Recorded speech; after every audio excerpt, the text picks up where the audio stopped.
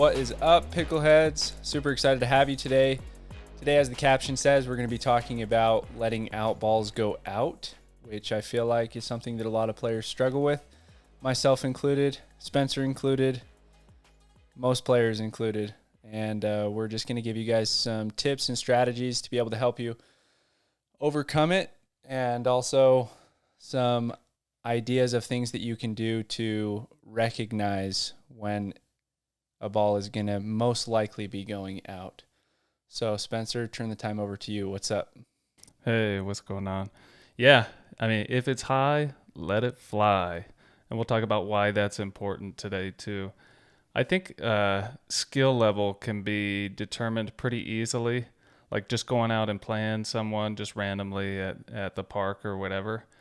You can tell their skill level pretty quick by whether or not they're hitting out balls. Speed up some high ones to them and see, oh, yeah, they're trying to attack each one of those. It's like their skill level's maybe a little bit lower. So to improve that skill level, we want to be able to let out balls go out. That's the simplest way to win the point.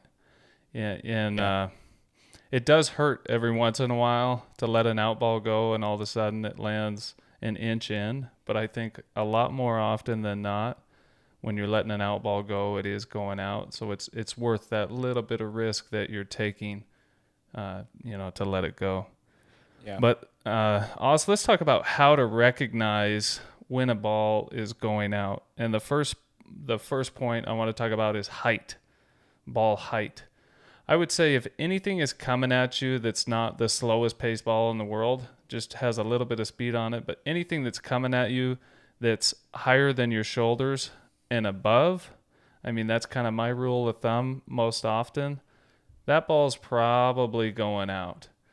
What measurement do you use, Oz? Like, do you say shoulder? And I guess we can combine height and speed at the same time. It's got a little bit of pace on it or a lot of pace on it, and that thing is like above your shoulders, that ball is probably going out. But how do you determine based on height?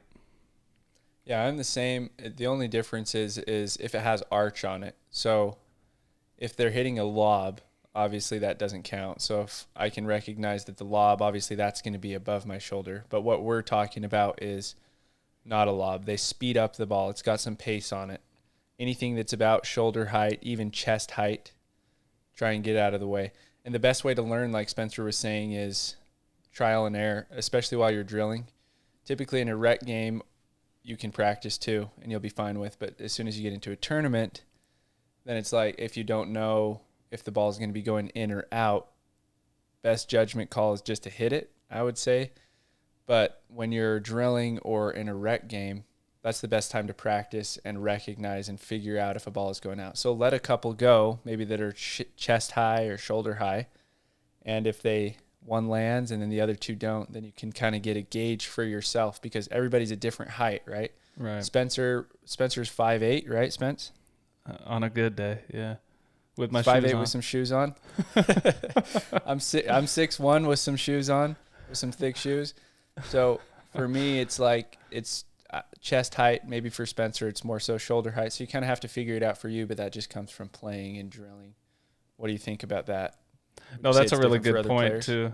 I'm used to my height, which is like 5'7" and 5'8". You know what I mean?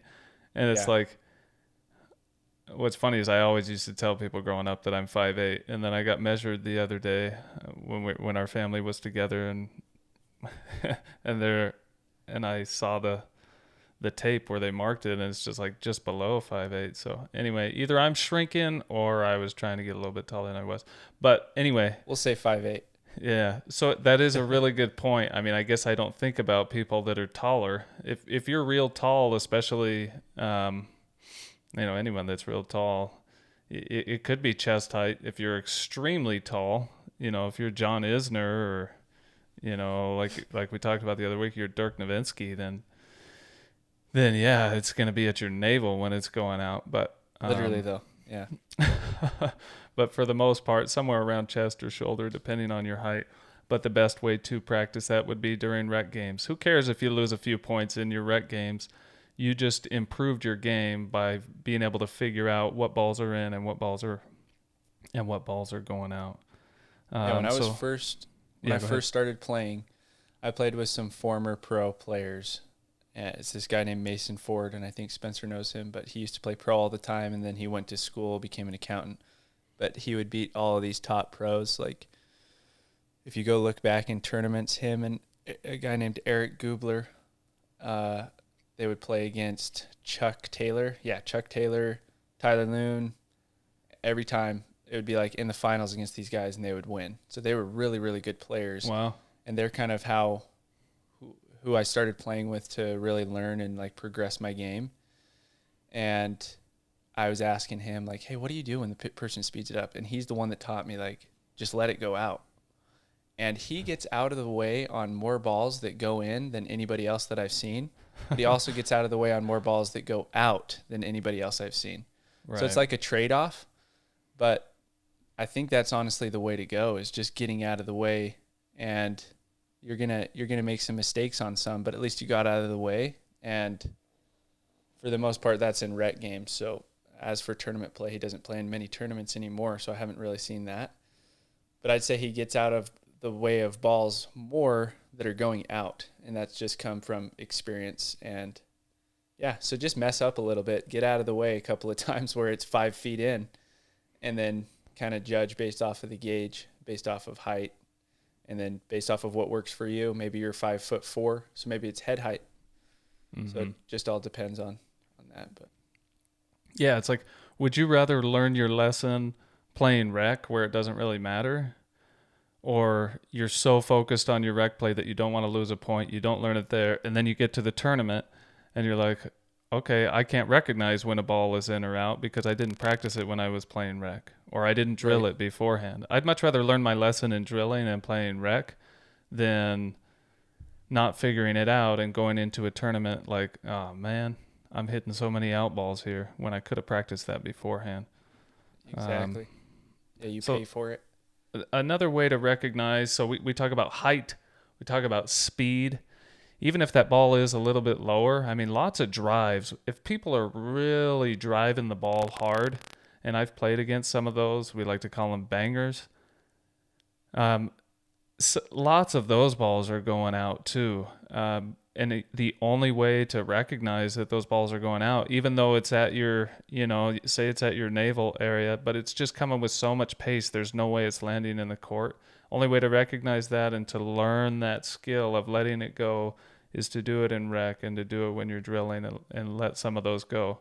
Let a few go, and then maybe, hey, they got so much spin on the ball that some of these are coming in. Okay, fine. Well, I mean, what did you lose by letting the ball go? I would say you gained something. You were understanding what's going in and what's going out. But anyway, Yeah. height, You lost. speed. You lost the match. You lost the match, but you gained some knowledge. Yeah, Hopefully you didn't lose the match, but I mean, it's going to happen a couple of times where it's just like, okay, it was blatantly in, but that's a lot better than you hitting a ball that's going blatantly out and your Yeah. partner's like, out, out, out.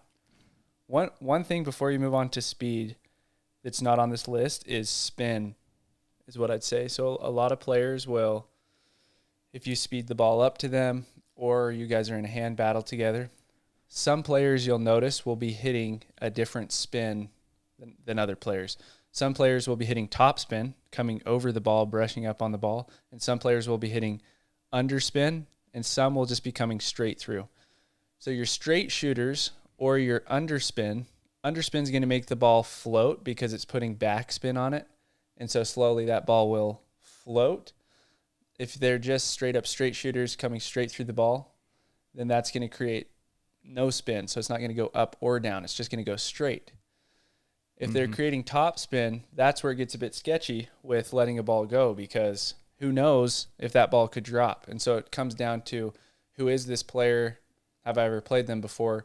Let's see their speed up. Let's let a couple go and see kind of what happens. But you'll see with some players, if they're cutting under the ball, if you get out of the way, that thing is like a flying saucer and will shoot out a lot of the time. Maybe it might even be just a couple inches out. But definitely if it's shoulder height for Spencer and if it's chest height for me and they're hitting underspin or just coming flat through the ball, that thing's going out 100% because it has no drop on the ball. So recognize the spin as well. No, that's a great point. So height, speed, spin is another important one. You can watch your opponents, but again, I would suggest going out and drilling with someone. Drill these different things. Like, hey, why don't you try a bunch of top spin drives to me so that I can start to recognize what's in and what's out? Hey, why don't you hit some flatter balls to me so I can recognize, how about trying hitting some underspin to me so I can recognize those, and then you do the same for whoever you're training with, and it'll benefit your game a ton. Yeah. Another point, Oz, let's talk about how to recognize another way to recognize if a ball is going out. I learned this from Colin Johns, one of the best in the world. He will look at the backswing of the opponent, especially when they're at the kitchen line. If someone has a huge backswing at the kitchen line, that means they're going to put some pace on the ball. He knows to get out of the way, and he will call it off or call off his brother who he plays with.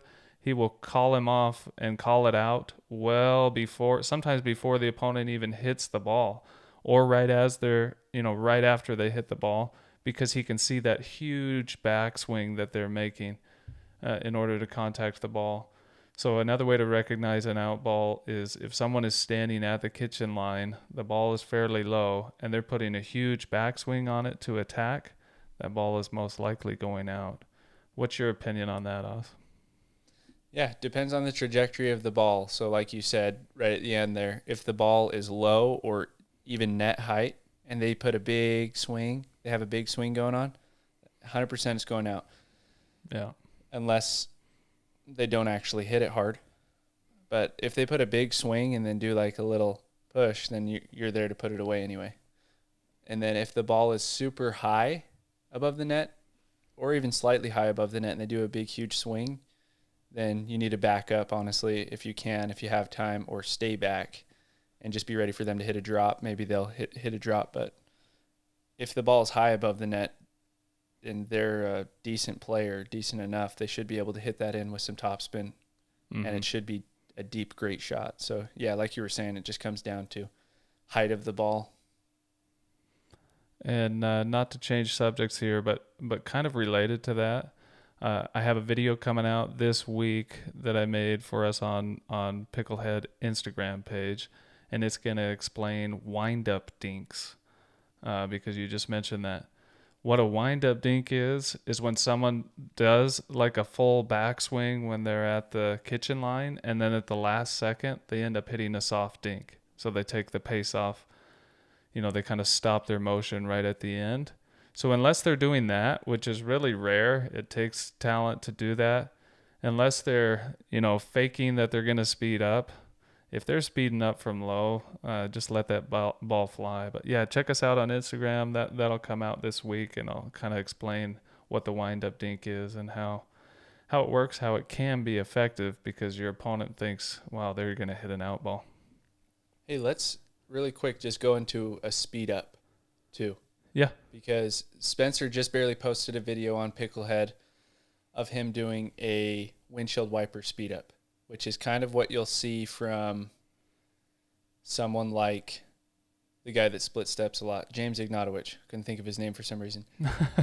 You got it. But if you guys go check that video out, super beneficial. Spencer's form on it is absolutely perfect too. And it looks like James Ignatowicz and what he would do. But what it does is you're essentially like a windshield wiper. You're going side to side. And you could do it on your backhand side or on your forehand side. Mm-hmm. But essentially what it is you don't have that big, huge wind up. All you have is you're coming to the ball just like you're going to dink it, and then you flick that wrist really quick. And what it's creating is topspin over the ball, plus you're getting a ton of pace on the ball because of the rate at which you're hitting that ball. So you're kind of deceiving your opponent by not having a huge backswing and then still being able to hit that ball super hard. And yeah, some of the best players that I know that have that, they just have no backswing, and then all of a sudden they just flick that wrist really, really quick, create that windshield wiper motion, And you can get some crazy pace on it after you build that muscle and just practice hitting it, even when the ball is below the net. So that's a great alternative. I'm not the biggest fan of a huge backswing and then doing something soft, because it's like, well, if you have a huge backswing, then I'm ready for a counter. And then let's say you do it soft, I'm already up at the kitchen. Right. So I don't really see the benefit of it. But at the same time, I've seen Ben Johns do that when he's playing like in the first round against some 5-0-ish players that made it into the qualies. Yeah. So I don't know if he necessarily does it when he's playing against better players, because it doesn't really do anything benefits wise, I would say. But it could be something if your opponents are back, you have a big backswing and then you hit a drop shot and then they have to run up to the net. Maybe they don't get to it. But what do you think are the benefits of it, Spence? I think it's one of those things where it can only be used like once in a match. And then you gotta be real good with placement on your dink. So if you're dinking at the kitchen and then you wind up, then your placement when you slow down on the dink needs to be, farther out wide or somewhere where the opponent is not. Otherwise, I mean, they're going to be completely ready for it. But it can't be used too often. Otherwise, they will be ready for it. And then back on the windshield wiper speed up, I'm using more wrist when I do that than anything else. But that one, the best part about that shot is, like you said, it's a disguise. You're able to dink, dink, dink, and then the only additional motion that you do is kind of flip your wrist over, and it almost looks like you're going to dink again. So it's hard for them to see that speed up, and then all of a sudden you put pace on it, and you put topspin on it, so the ball's still landing in. So they end up letting it go because they're not ready for it, or they think it's going to go out. Yeah, and you just brought to my memory, I guess, here are the reasons that you would do that big backswing other than when your opponents are back. Mm-hmm. Is you get a big, huge forehand in the middle. So it's a high ball in the middle. Everybody's up at the net. Big backswing, like you're going to smash it down the middle. So you're going to turn your hips towards the middle of the court because that's where everybody's going to think you're going. And then you slide it out wide with a soft dink. Or vice versa, if you're on the line, act like you're going down the line, and then you dink it soft up the middle. Or you just hit it. But I guess those are some times that you could do that when you have that big, huge backswing dink. What did you call it, Spencer? Wind up dink. A wind up dink. A Weinbach dink. Yeah, because I not like at all to, a Weinbach dink, but I like to. There's a lot of different types of dinks that people can hit. So this will be Dink Variations Part 3 on Instagram for Picklehead. You can check out parts 1 and 2 also and see all the different kind of dinks that you can hit, why some are good, why maybe you wouldn't use others, but they're available to you. Some are last resort. But anyway, it's fun to talk about all the different kinds of dinks instead of just thinking a dink is a dink. There's a lot of different variations to it. Yeah, absolutely. Okay. If you're unsure, back to letting out balls go. If you're unsure if a ball is in or out, you've probably heard bounce it from your opponent. I think that kind of comes from tennis. That's where I first learned that. And all that means is, hey, we're unsure about this ball if it's in or out. So let's run back, let the ball bounce. If it bounces out, we win the point. If it bounces in, now we're ready for it to hit it. So we didn't necessarily let the ball go. So anytime you want to call bounce it, in other words, telling your partner, hey, that ball might land in, but be aware it might land out. Just be ready for it after it bounces. Then your partner can be more prepared for that. So that's a two-way street. You need to be the one to let your partner know because you can see the angle, bounce it. Like it's looking like it's probably going to land inside the baseline or right at the baseline, or you can say, nothing at all, let them hit it, or your other option is out when you know for sure it's out for your partner. But again, the two-way street is your partner also has to do the same for you, and you got to be willing to listen to your partner. That's always been a huge struggle for me. I'm going to ask you for some advice in just a second, Asta. But with any partner that I've played with, sometimes I don't know if the trust isn't there or if my brain doesn't click in fast enough. But sometimes when I hear out and it's a close ball, I hit it anyway instead of listening to my partner. So maybe what's something that I can do, or anyone that's struggling with that can do, us to kind of pay more attention, to listen to your partner if they say it's out, and to be more trusting and just quickly just listen to them and let it go out.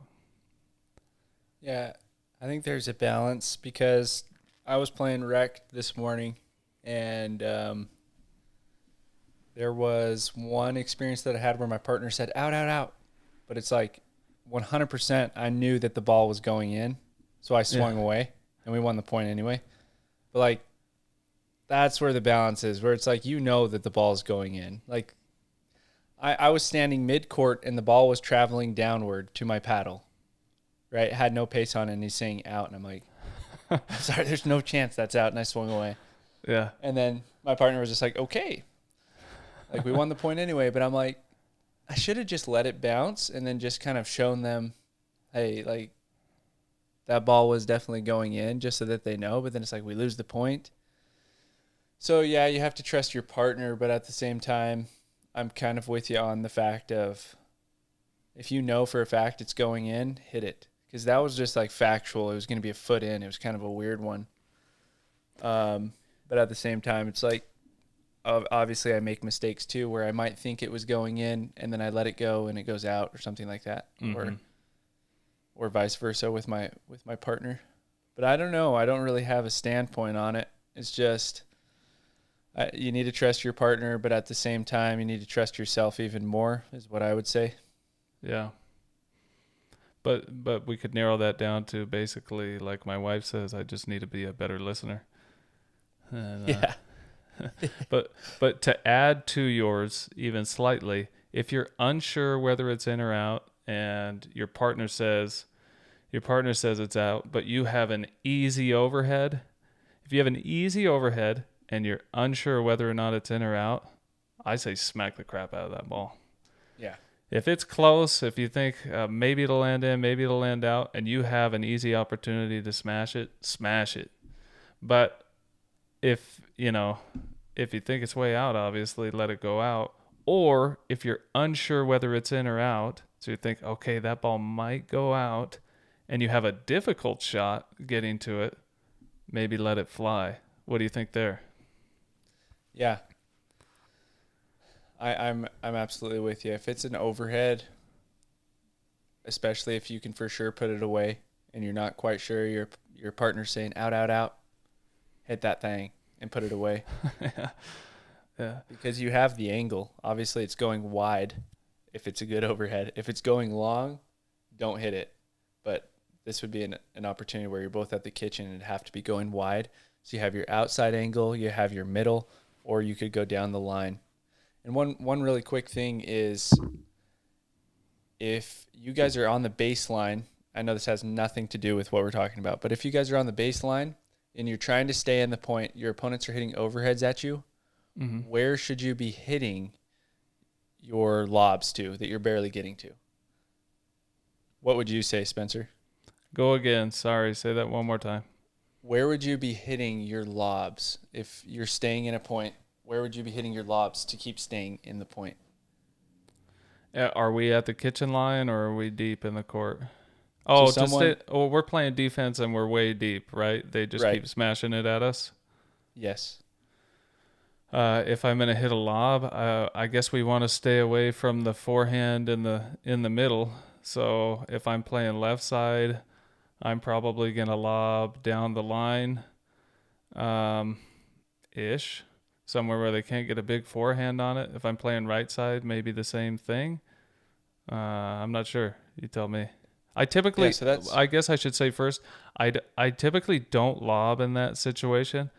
Unless it like I absolutely have to. I'll typically just try to get it back any way that I can. I don't have a lot of experience lobbing in that situation, but a lot of pros do and they're successful at it.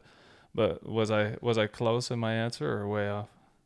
Yeah, so not necessarily hitting a lob, but it's like you're in defense mode. They're hitting overheads at you, right? So they hit an overhead out wide, an overhead up the middle. You're just barely getting to these balls. You're trying to stay in the point. So you're not going to hit a perfect drop. This wouldn't be a time when they hit a 100-mile-an-hour ball at you that you're like, I'm going to hit this perfect drop right over the net, because you're going to hit it into the net or you're going to hit it right to their strike zone. Right. So this is like balls that you're barely getting to. So you're trying to stay in the point. So everybody thinks, okay, I want to go at my opponent's backhand. I'd want to go down the line, something like that. Where you actually want to go is right in the middle of the court. And you want to try to keep it low if possible, but right in the middle of the court. Because if you go stand in the middle of the court, right at the tee is what it would be called. It's like it makes a tee right at the kitchen line all the way down the center line. Where they lose their angle. Yeah, they lose their angle. So let's say they're hitting overheads there, especially if you can hit it slightly deep, their angle goes away even more. You think about it as like a triangle. So they're hitting overheads from that middle tee spot, and you want to try to get it deeper than the tee, by the way, mid-court if possible. Sometimes you can't, but still that's the best place to go. So they hit overheads. Their angle becomes something that your partner can easily get to over here.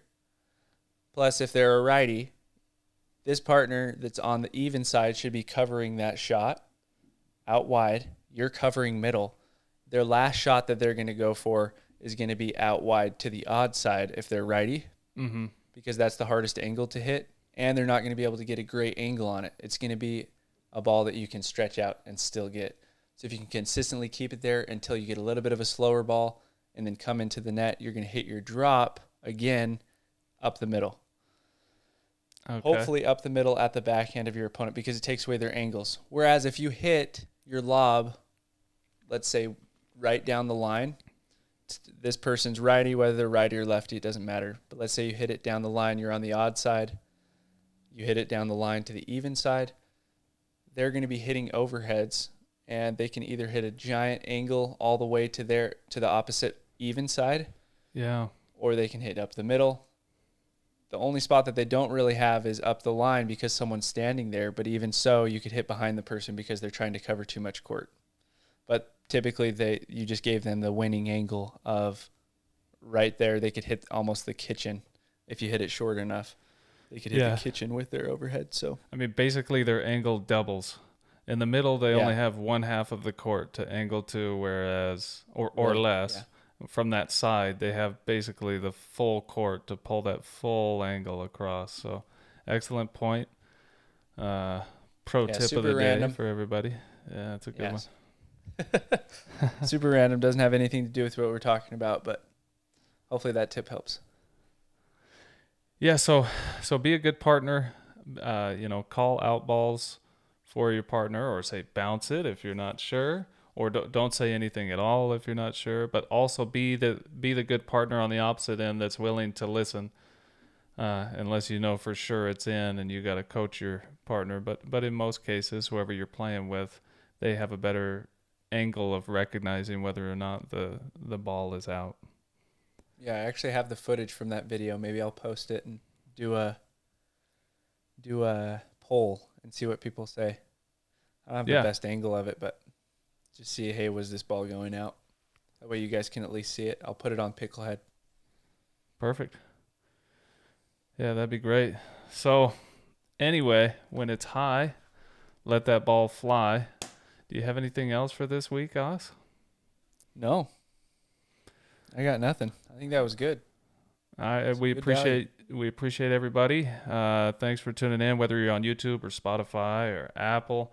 We appreciate all the listens. We're growing every week, so thank you for being here for us. Go ahead and follow us on social media. We're at Picklehead Pod, especially on Instagram. We post there daily, and more often than not, it's twice a day, just to help you improve your game. So, anyways, thanks for sticking around. If it's high, let it fly. Later, Pickleheads. Later.